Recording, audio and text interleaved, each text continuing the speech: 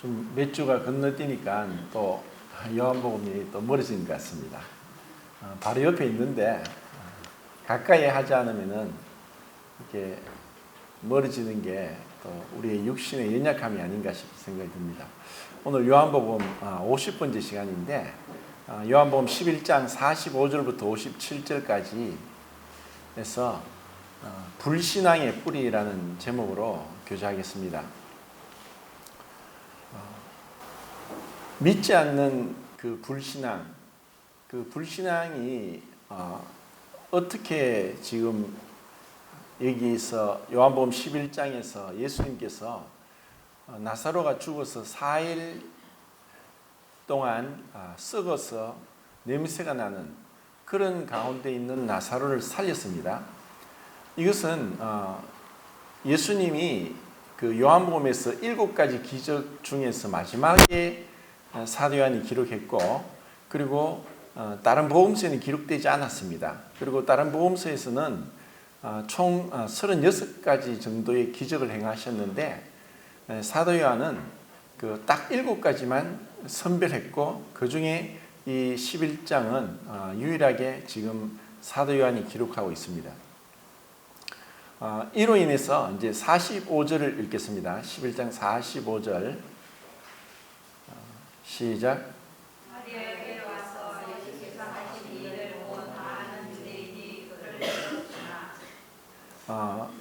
사실 이제 이런 그 기적 같은 일들을 이전에는 누구도 볼 수 없었습니다.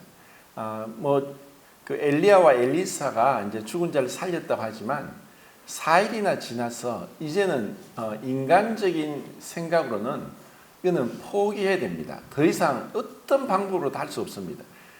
그 앞으로 만약에 주님이 드디어 오신다고 해서 의학 기술이 계속 더욱더 놀랍도록 발전할 것인데, 이렇게 4일 동안 완전히 썩어 있는 이 시체를 말씀 한마디로 다시 살아나게 했다는 것은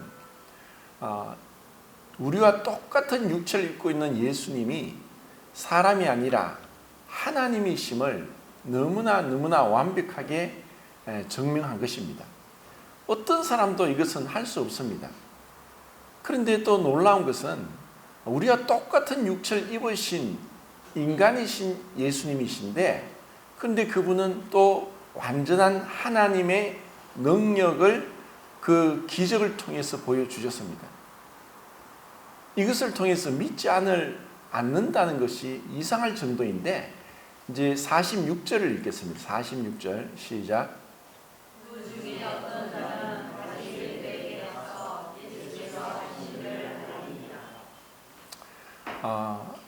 지금 이와 같은 장면을 직접 눈으로 확인을 했는데도 이들은 믿지 않고 오히려 이 바리새인들에게 가서 이제 밀고 한다 할까, 이제 염탐꾼으로 왔는지, 이들은 분명히 이제 조문객으로 왔지 싶은데, 아니면 이제 바리새인들이 그 염탐하기 위해서 보낸 자들일 수도 있고, 또 아니면은 이제 이들이 이것을 직접 눈으로 목도했지만 믿지 못하고 오히려 이것을 바리새인들, 종교 지도자들에게 밀고 해서 그들이 그 지도자에게 좀 좋게 보여서 한 자리를 차지하고자 하는 이기적인 욕망도 있었지 않은가.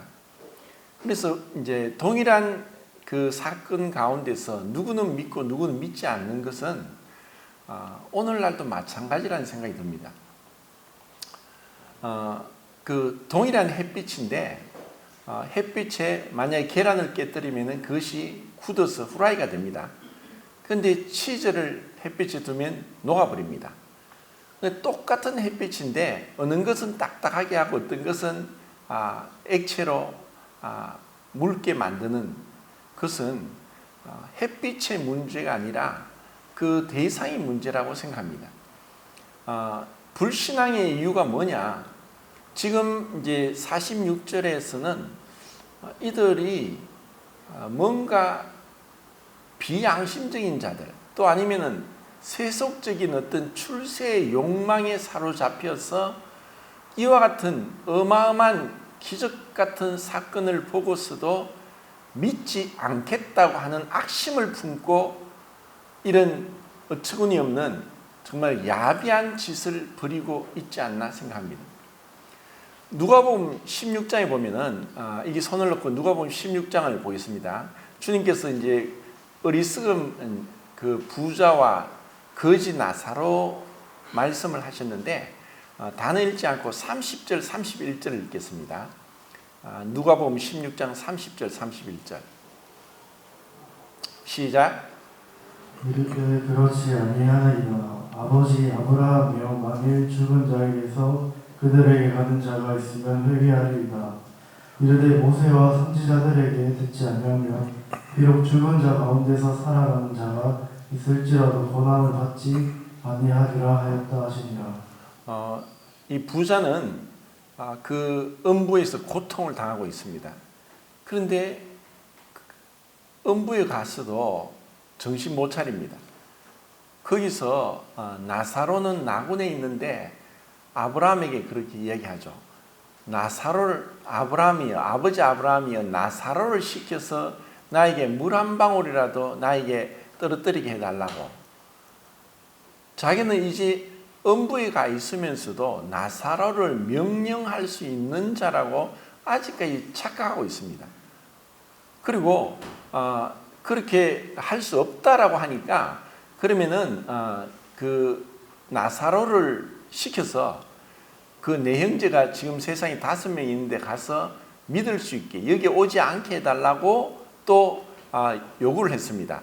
그러자 아브라함의 대답이 그렇습니다.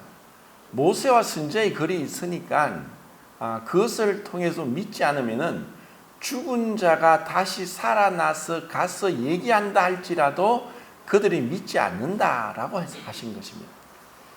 사실 죽었다가 다시 살아나서 내가 죽었는데 죽으니까 진짜 지옥도 있더라, 천국도 있더라 라고 얘기를 하는 사람이 종종 있습니다.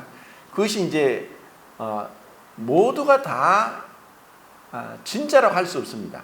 그렇다고 해서 그렇게 얘기하는 사람들이 전부 거짓말한다라고도 할 수 없습니다. 왜냐하면은 분명히 죽으면은 끝이 아니라 천국도 있고 지옥도 있기 때문에. 그리고 그 중간은 없습니다.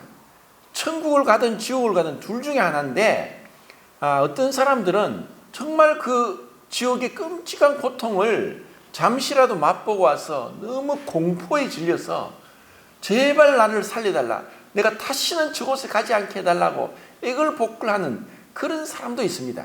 그런 사람이 그 미국의 그 심장병 전문 의사인 모리스 롤링스 박사가 자기가 이제 그 심장병 전문 의로 병원에 있는데 어떤 한 남자가 심장이 정지되어서 심폐소생술을 하니까 다시 살아났습니다.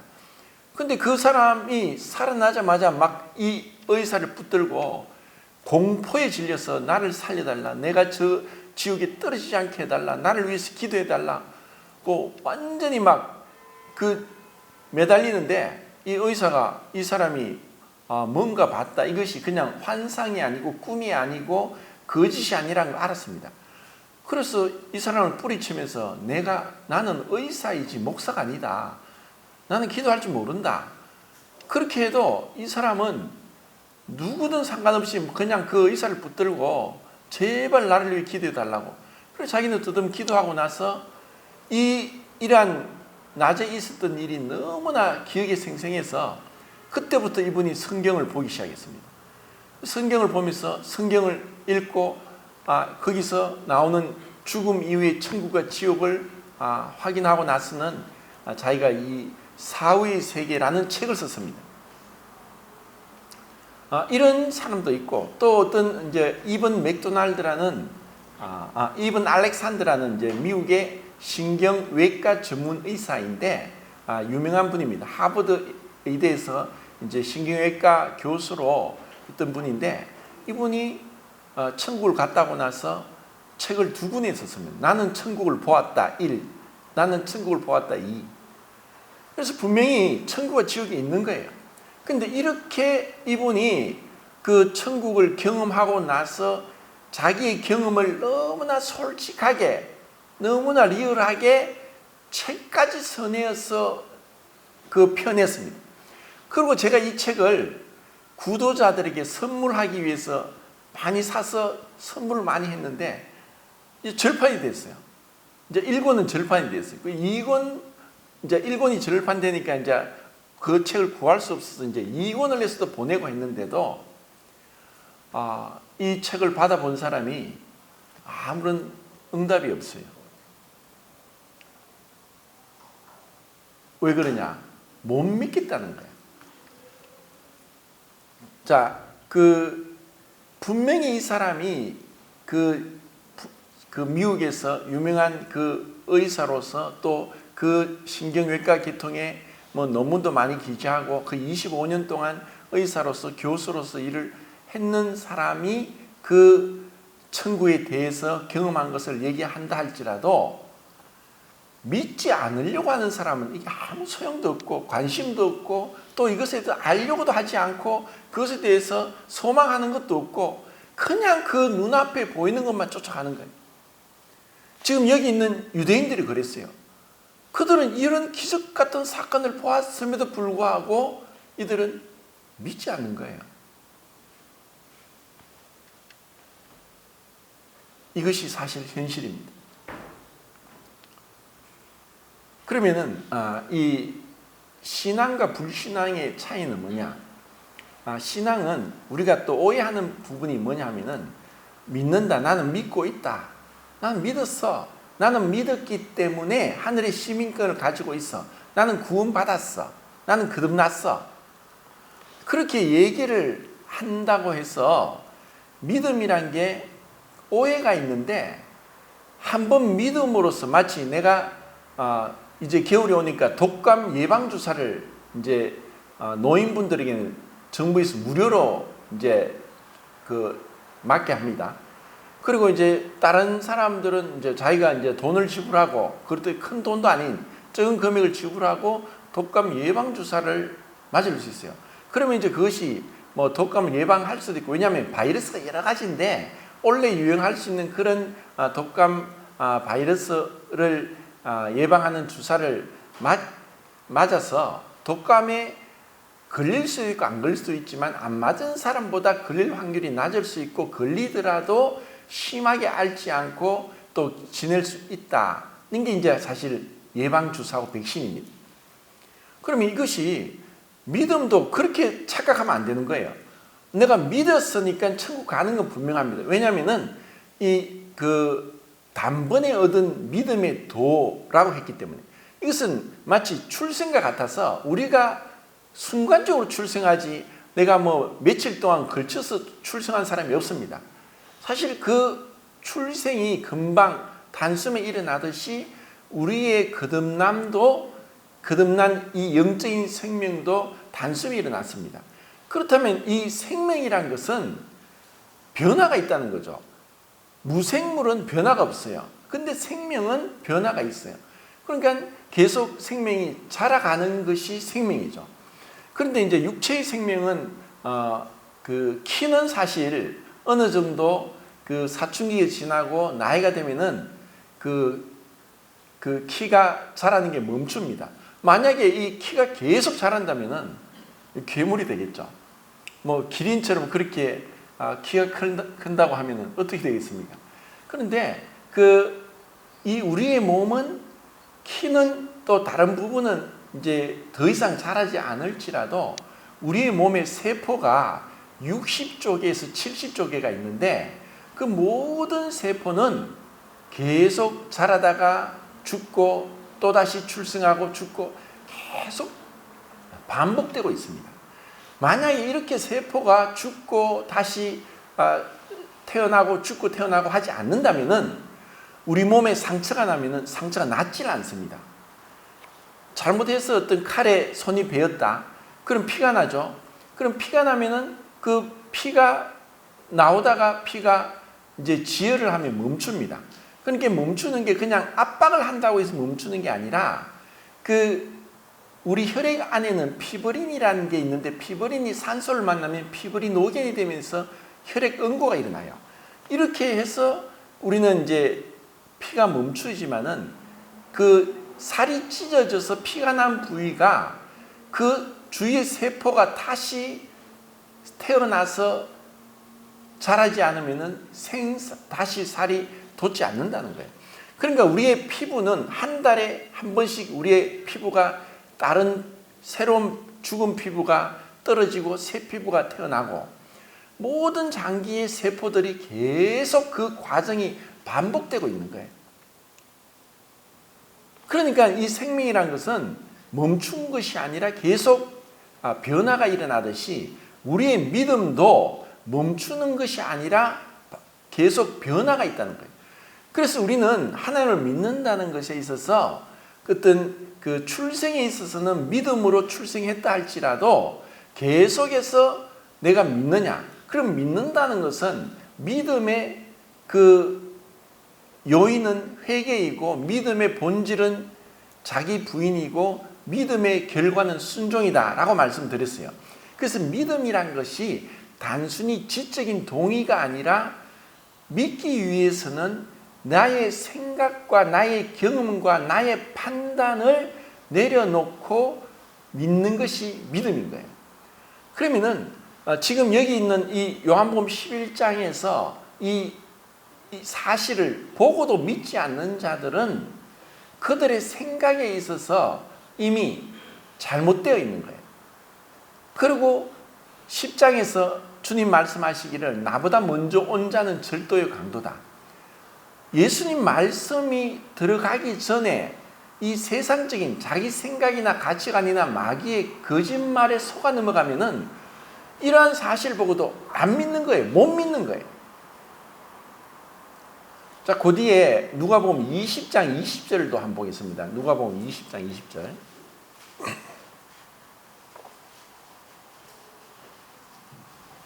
읽겠습니다. 시작. 그의 그들이 욕보다가 예수를 총독의 다스림과 권세 아래 넘기려 하여 정탐들을 보내어 그들로 스스로 외인의 예수의 말을 직접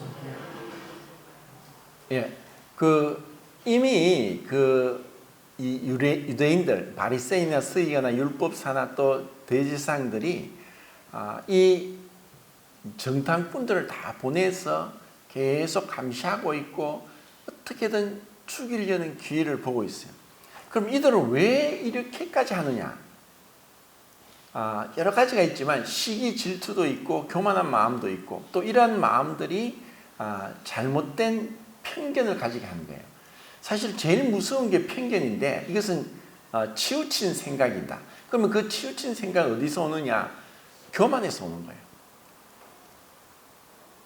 그리고 이것은 외모를 보는 건데 이 당시에 유대 종교 지도자들이 예수님을 봤을 때 한마디로 무시해버리는 거예요. 시골 갈릴리 나사렛에서 난 시골 사람, 그리고 우리와 같이 랍비 학교에서 공부를 하지 않은 학문이 없는 사람, 그리고 지금은 목수일을 하다가 직업도 없는 사람, 그리고 돈도 명예도 권력도 없는 거지처럼 별 볼 일 없는 사람, 이러한 생각으로 예수님을 딱 보고 있으니까 그 예수님이 그 은혜로 말씀을 하시고 모든 병자를 고쳐주시고 기적 같은 이러한 일들을 행하심에도 불구하고 그것이 눈에 들어오지 않는 거예요. 그러니까 그들은 먼저는 생각이 너무 높아져서 예수님에 대해서 너무나 쉽게 판단해요. 무시해버리는 거예요. 이것은 우리 믿는 사람들도 사실 우리가 계속해서 믿음이라는 것은 끊임없는 믿음의 과정에 있는 거예요. 회개는 뭐냐? 내가 잘못된 생각을 했구나. 내가 교만한 마음을 품었구나. 내가 겸손하지 못했구나. 이런 생각을 하면서 내 편견을 내려놓고 내 생각과 판단을 내려놓고 그 하나님 말씀에 끊임없이 굴복해 가는 과정들이 우리의 믿음이고 이것이 우리로 하여금 자라게 하는 거예요. 우리의 육신도 태어났다고 해서 태어난 생명이 저절로 자라지 않죠. 먹어야 되고 씻어야 되고 또 사랑으로 돌봐야 되고, 어린아이들에게는 이와 같은 절대적인 그 먹이는 것, 씻겨주는 것, 재워주는 것, 또 잠재워주는 것, 또 옷 갈아입히는 것, 이런 모든 것들을 끊임없이 부모가 해주기 때문에 이 어린아이의 생명이 자라서 나중에는 독립하게 되는 거예요. 우리의 영적인 생명도 마찬가지인데, 사실 우리의 살아가는 모든 과정 속에서 우리는 이러한 끊임없는 그 자람, 성장이 필요한 거예요. 만약에 성장하지 않으면 멈추는 거고 퇴보하는 거예요. 그리고 이 땅에서는 이 성장이 완성될 수도 없고 불완전한 성장이지만, 끊임없이 우리가 주님 앞에 복음적인 회개를 통해서 주님 앞에 믿음을 가져야 되는 거예요. 그래서 그런 믿음이 있을 때 역사가 일어나게 되고, 사랑이 있을 때 수고하게 되고, 소망이 있을 때 인내하게 돼요. 이것이 데살로니가전서 1장에 있는 말씀인데, 믿음, 소망, 사랑. 자, 이 믿음, 소망, 사랑은 분명히 삶에 있어서 이런 역사와 수고, 헌신과 그리고 인내라는 것을 통해서 우리 마음속에 있는 이 믿음과 사랑과 소망이 나타나는 거예요. 이렇게 우리가 주님 앞에서 그렇게 배우지 않으면은 우리는 교만해지고 머리로만 알지 삶의 행위가 나타나는 그리스도의 이란 아름다운 성품이 나타나지 않는 거예요. 그래서 우리 모든 삶의 과정들은 주님이 우리를 교육하시고 우리를 연단하시고 우리를 때로는 징계하시면서 주님이 원하는 그릇으로 빚어가는 과정 속에 있다는 거예요. 그 속에는 우리가 어떤 직업을 가져서 직장에서 직장 생활을 하면서 믿지 않는 상사가 괜하게 나를 구박하고 나를 힘들게 하고 그렇게 한다면은 보통 사람들은 못 참고 다른 직장으로 나가버리든지 아니면 싸우든지 그렇게 하는 거예요. 그러면 우리 그리스도인들은 삶 가운데서 어떻게 믿음을 행사하느냐? 하나님 말씀에 오늘 예배 시간에 읽은 것처럼 이 상전에게 주님께 하듯 하라고 말씀하신 거예요. 그러니까 하나님은 우리 각자에게 참으로 우리의 연약한 아킬레스건이 무엇인지도 아시고 또 이것을 변화시키기 위해서 성장시키기 위해서 그런 환경 가운데 두시고 우리를 자라게 하시는 거예요. 그 직장에서도 마찬가지고 또 때로는 이제 가정에서도 마찬가지예요. 때로는 부모님이 다 믿을 수도 있지만 안 믿을 수도 있어요. 그런데 하나님 말씀은 부모님이 믿든가 믿지 않든가 부모를 경외하라 그랬는데 이것을 못 배우면은 나중에 자기가 만약에 결혼을 하더라도 어려움이 생겨요. 모든 것은 관계를 통해서 질서가 보이지 않는 하나님께서 정한 질서와 권위 속에서 순종함을 통해서 주님 앞에 순종하는 것을 배우는 거예요. 왜 지금 누가복음 16장에 부자가 죽은 자가 다시 살아나서 나사로가 내 형제들 5명에 가서 이곳에 오지 않게 해달라고 요청을 해도 아브라함이 죽은 자 가운데 살아나서 간다 할지라도 모세와 선지자의 글 성경을 읽지 않고 믿지 않으면은 죽은 자가 다시 살아나도 믿지 않는다라고 딱 단언을 해버리는 거예요. 그러니까 우리가 하나님을 믿는 것은 지금 우리에게 주어진 성경 말씀을 하나님 말씀으로 믿고 순종하지 않으면은 하나님께서 직접 말씀해도 안 믿는 거예요. 이게 얼마나 무서운지 몰라요. 하나님이 말씀하는데도 하나님 그것 좀 아닌 것 같은데요. 저는 이렇게 하고 싶은데요. 이게 죄예요.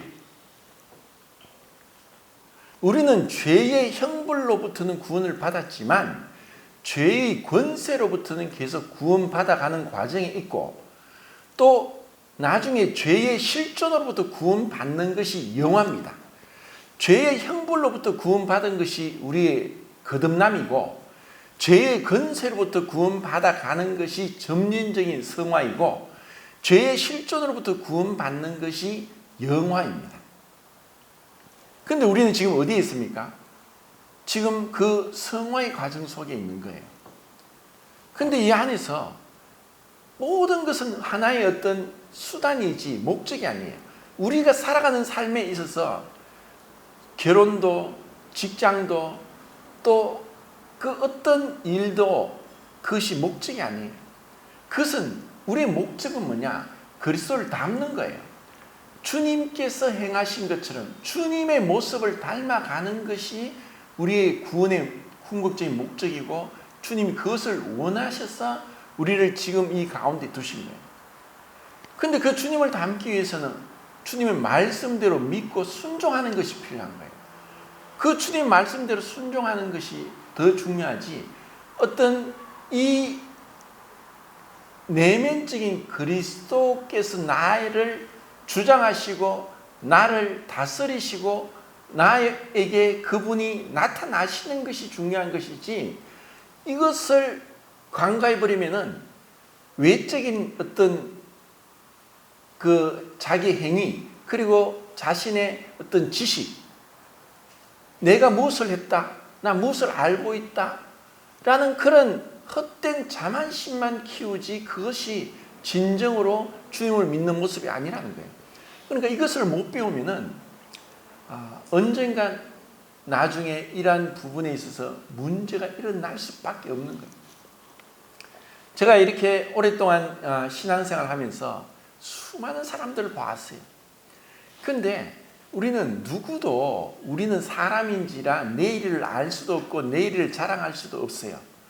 지금은 좋은 것 같지만, 지금은 믿음이 좋은 것 같고, 지금은 신앙생활 잘하는 것 같지만, 정말 그 사람이 마음 중심으로 순수한 거짓되지 않은 믿음과 선한 양심과 청결한 마음과 그러한 에서 나오는 사랑으로 주님을 섬기고 있는지 있지 않은지는 시간이 지나면서 드러나게 돼 있어요. 그 나무는 열매를 보고 아는 거죠. 어떨 때는 구원 받았다 하고 간증을 하는데 너무 그 구원 간증이 너무나 아름답고 놀라워서 모든 성도들이 눈물을 흘리고 그렇게 감동을 하지만, 그것은 출생이죠. 그런데 계속 우리는 내 죄를 회개하고 내 고집을 내려놓고 나의 판단과 교만한 마음을 내려놓고 주님 말씀을 받아들였을 때 주님은 우리에게 놀라운 구원의 선물을 주시는 거예요. 이게 끝이 아닌 거예요. 계속 그런 우리는 그때처럼, 내가 구원받을 때처럼 첫사랑을 가지고 주님 앞에서 끊임없이 내게 일어나고 있는 이 불신앙의 뿌리들을 뿌리 뽑으면서 주님 앞에 나아갈수록 우리는 점점 주님이 원하는 그리스도의 형상을 본받게 되어 있는 거예요.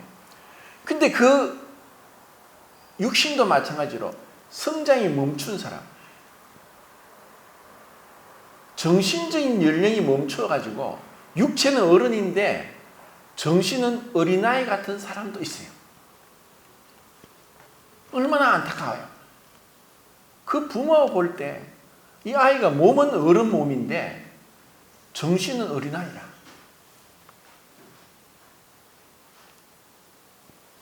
영적인 생명도 그럴 수 있어요. 내가 구원받았는지, 내가 10년 됐다, 20년 됐다, 30년, 40년 되었다는 게 중요한 게 아닌 거예요. 구원받은 횟수가 오래 간다고 해서 똑같이 우리의 영적인 그 인격이 그리스도를 닮아서 성숙한다고 말할 수 없고 비례하지 않는 거예요. 때로는 구원받은 지 얼마 안 된 사람이 갑자기 영적으로 더 성숙해가는 것들을 종종 보게 돼요. 참 놀랍고 그건 참 은혜죠. 그런데 아무리 그러면 시간이 지나도 계속 변화되지 않고 계속 성장이 멈추는 것은 왜 그러냐? 믿지 않기 때문에. 무엇을? 하나님 말씀을 안 믿어요.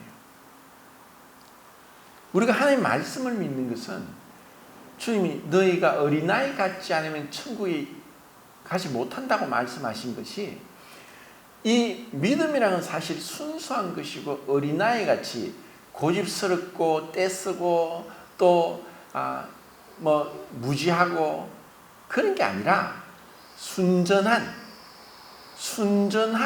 그 어린아이 같음이 있을 때라야 우리는 그 말씀을 내 것으로 받아들이고 내 삶에 적용을 하고 내 삶의 쓴뿌리를 제거하고 이 육신적인 온갖 탐욕, 정욕들 이러한 것들을 뿌리치고 말씀 앞에서 우리를 점점 정결하게 그분 가까이 가게 되는 거예요. 그리고 우리가 정말 그분 가까이 가면 갈수록 그 나타나는 현상은 첫 번째는 겸손, 두 번째는 순종, 세 번째는 올바른 분별력, 그리고 네 번째는 육적이지 않고 영적이 되고, 그리고 그 다음에는 경건하고 거룩한 모습으로 변화되어 가는 이러한 모습이 이 구원받고 정상적으로 점진적인 성화 가운데 자라가는 자의 모습인 거예요. 그래서 복음이라는 것은 우리 인간의 육적인 마음이 영적인 마음으로 변화되는 그 과정이고, 그리고 인간의 교만함, 그 교만이 겸손하게 되는 것이고, 또 인간의 불순종하는 그 마음이 순종하는 자식처럼 점점 그분 앞에 엎드러지는 것이고, 또 우리의 무지하고 어리석고 무분별한 판단력이 올바른 빛 가운데서 올바른 분별력을 갖고 올바른 생각과 행동을 하게 만들고, 그리고 우리의 땅에 속한 이 더럽고 거짓된 그리고 헛된 이란 이 세상에 있는 것들을 하나하나 벗어버리면서 하늘에 신령하고 거룩한 것으로 점점 변화되고 바꾸어져 가는 그 과정들이 우리의 믿음이란 거예요. 그래서 이런 믿음 안에서 우리가 이렇게 변화되지 않는다면 뭔가 우리에게 분명히 이 믿음에 자라지 못하고 믿지 않는 자들처럼 그 상태에 머무를 수 있는 거예요. 그래서 구원받는다는 것은 놀라운 은혜이지만 구원받고 나서 정상적으로 자라간다는 것은 더 큰 은혜인 거예요. 고린도 교회가 많은 은사가 있었어요. 그래서 그들이 은사가 풍부했음에도 불구하고 그들은 그리스도 안에서 어린 아이고 육신적이라는 그런 판단을 바울이 하면서 정말 그 안타까운 마음으로 그 서신을 쓴 거예요. 고린도전서를. 그래서 그 고린도전서에서 사실 많은 부분들이 주옥 같은 말씀들인데, 그 은사를 12장에서 말씀하면서 그 마지막 은사가 13장에 나오는데 그것이 사랑이란 거예요.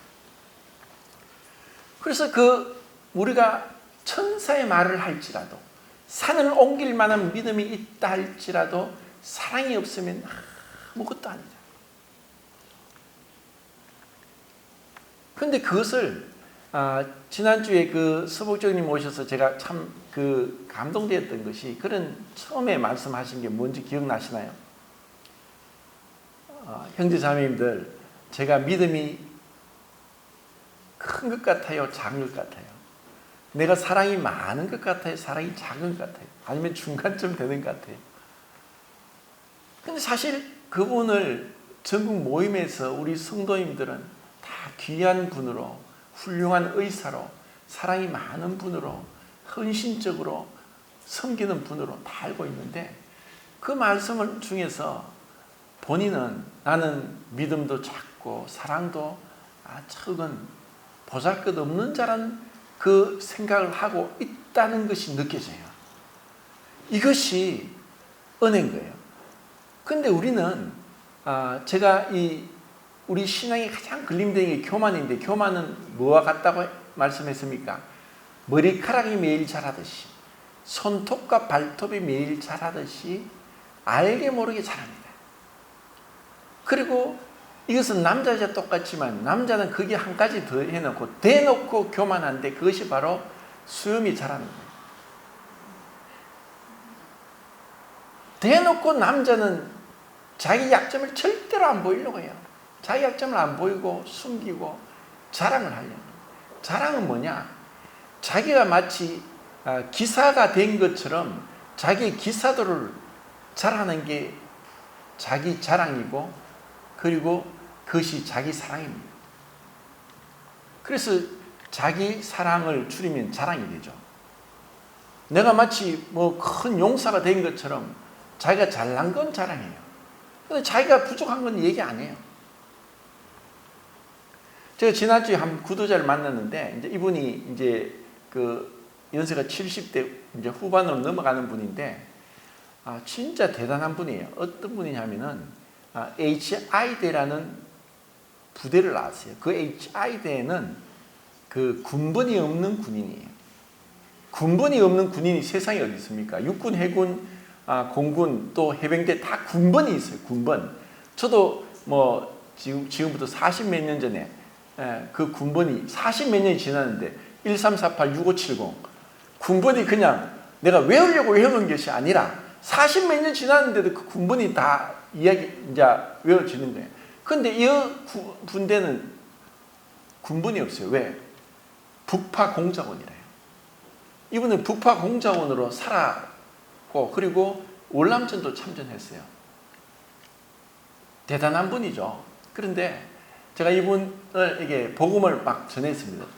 만났고 다음에 또 언제 보냐 해서 복음을 막 전하니까 막 치면서 됐습니다. 그만하세요. 말도 못 붙이게 하는 거예요. 내가 낸데, 내가 누군데, 내가 HI인데, 북파 공작원이라 북한에 가서 내가 살아온 사람인데. 사람은 다 각자 다 교만함이 있어요. 근데 그 교만한 자들은 절대로 주님을 못 봐요. 왜냐? 주님은 말구에서 나셨어요. 말구에서 나신 사람이 어디 있습니까? 주님을 만나기 위해서는 그 냄새나는 말구유까지 허리를 굽히고 머리를 조아리고 엎드리지 않고서는 그 겸손한 주님을 만날 수 없다는 거예요. 내가 똑똑합니까? 내가 헌신 많이 합니까? 내가 성경 지식이 많습니까? 그건 아무런 사랑이 없으면 아무 소용이 없고, 순종하는 믿음이 없으면 아무 소용이 없는 거예요. 주님은 우리에게 주님의 모습을 담게 하기 위한 것이 목적이지, 우리 안에 얼마나 쉽게 유대인들처럼 판단합니까?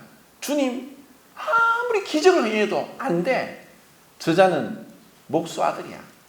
저자는 배운 것도 없고 가진 것도 없고 돈과 명예와 권력이 없는 자야. 한마디로 그냥 무시해버리면은 그 앞에서 기적을 해도 죽은 자를 살려도 안 믿는 거예요.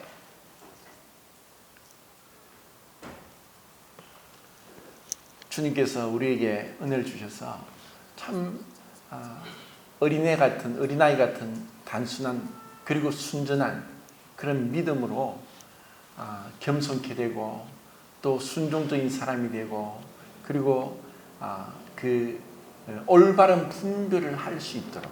그래서 올바른 분별은 뭐냐면 하나님의 뜻을 분별하는 건데, 하나님의 뜻을 어떻게 분별합니까? 내가 성경을 읽으니까 이 말씀이 탁 튀어서 하나님 뜻이다. 그건 참 교만한 거예요. 정말 하나님의 뜻을 알기 위해서 우리는 기다리고 내가 여호와를 기다렸더니 여호와께서 내게 응답하셨도다. 기다리면서 주님의 뜻이 맞는가 아닌가, 이런 어떤 주님 앞에서 그분의 뜻을 구하고 내 뜻대로 하지 마옵시고 주님 뜻대로 하옵소서, 주님 뜻이 무엇입니까를 분별하는데 첫 번째 말씀이고 두 번째는 주위의 성도들이고 세 번째는 환경이고 그리고 네 번째는 내 마음의 확신인 거예요. 이러한 것들이 종합적으로 일어나서 주님의 뜻을 분별해야 되는데 주님 앞에 기도하지 않고 기다리지 않고 그리고 순종적이지 않고 다른 사람들의 말을 권면을 무시하고 안 듣는 사람들은 주님 뜻을 발견하지 못해요. 자기 뜻이 주님 뜻인 줄 알고 막 가다가 그냥 자기 뜻대로 하는 거예요. 계속 실패하죠. 근데 주님이 기다리세요. 왜냐? 인격적인 분이시니까. 볼지어다 내가 문 밖에 서서 두드리노니 누구든지 내 음성을 듣고 문을 열면 내가 그에게로 들어가 그로 더불어 먹고 그는 나로 더불어 먹으리라. 주님 굉장히 인격적인 분이에요. 우리를 강압적으로 그냥 고삐 메고 그냥 끌고 가는 그런 분이 아니에요. 성령님이 우리 안에 계셔서 말할 수 없는 탄식으로 우리 기도한다고 하셨어요. 왜 그분이 우리를 위해서 말할 수 없는 탄식으로 기도하시느냐? 우리가 너무 고집스러우니까. 그리고 왜 그분은 탄식하면서 기도하느냐? 우리를 사랑하시니까. 사랑은 함께 가는 거예요. 주님은 우리를 함께 가기를 원하는 것이지 그분이 우리를 일방적으로 끌고 가지도 않고 우리 멋대로 하도록 그냥 가만히 방관하는 분도 아니고 주님과 함께 동행하기를 원하는 거예요. 그분이 우리를 그렇게 인격적으로 대화하시는 거죠. 어떻게 모세와 엘리야가 예수님과 함께 같이 변화산상에 나타나서 의논할 수 있어요? 모세가 생전에 하나님의 영광을 제게 보여주십시오 라고 기도했어요.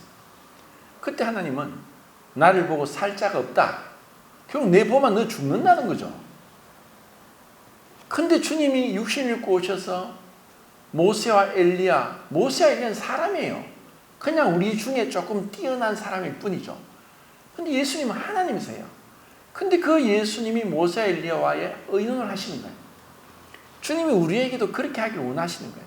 우리가 정말 주님의 뜻을 분별하기 위해서는 그와 같은 겸손한 자세로 어린아이를 통해서도 우리에게 교훈하시는 것을 깨달을 수 있어요. 자식을 통해서도 교훈하시고 믿지 않는 구도자를 통해서도 우리에게 말씀하실 수 있는 분이 주님이시니까. 왜? 그분이 모든 만물을 다스리시니까. 어디나 계시니까. 그리고 어디에서나 말씀하시는 분이니까. 우리의 마음이 높아져 있으면 그것을 못 들어요. 사도행전 28장의 마지막에 보면은 바울이 로마의 감옥에 갇혔어요.